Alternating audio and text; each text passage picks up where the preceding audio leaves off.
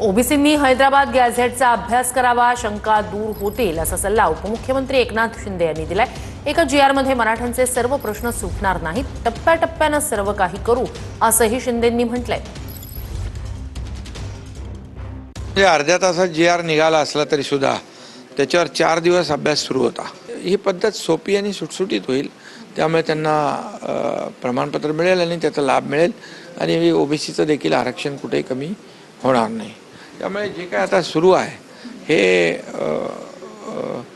याचा नीट अभ्यास करतील तर मला वाटतं त्यांच्यातला संभ्रम आणि शंका दूर होतील।